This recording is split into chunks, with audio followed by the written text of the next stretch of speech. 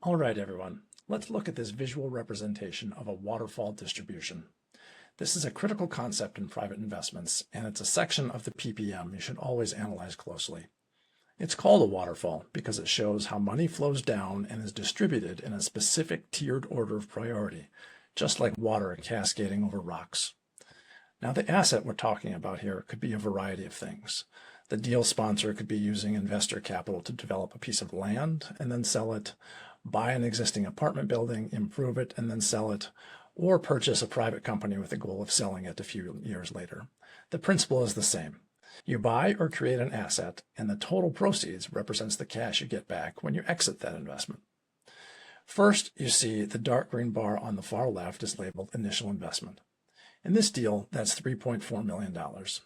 This represents the total capital contributed by investors or your clients. It's a starting equity base. Next, the second dark green bar shows total proceeds at sale, which is about $7.3 million. This is the total cash generated when the underlying asset was sold. This is the total pool of money we have to distribute. Now, the important part begins, the waterfall itself. The light green bars show the decreases or the distributions from that total pool of money. The key here is the order of payment. The first hurdle is return of capital. So as you can see, the first distribution is labeled return of capital, and it equals the full $3.4 million initial investment that gets paid back to investors. This is the most critical hurdle in any deal. First and foremost, before any profits are shared, the investors get their original capital back. Once investor capital is returned, we move to the tier called preferred return. In this deal, investors are entitled to an 8% annual non-compounding preferred return on their capital. Based on the 5-year hold period in this example, that amounts to about $1.3 million. This is the second hurdle that must be cleared. So after getting their initial $3.4 million back, investors then received their preferred return, an additional $1.36 million.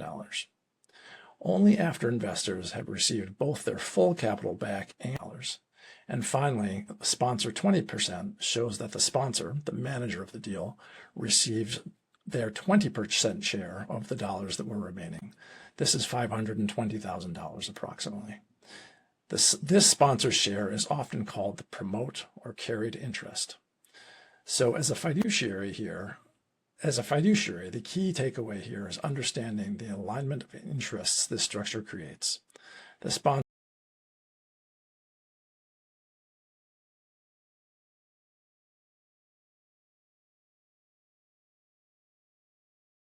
only receives their profit participation, their promote, after investors have been made whole on their initial investment and have received a preferred return. When you're reviewing the PPM, this is a section that you must scrutinize. This is a fairly standard example, but they can get much more complex with multiple hurdles. Your job is to understand exactly how and when your clients get paid.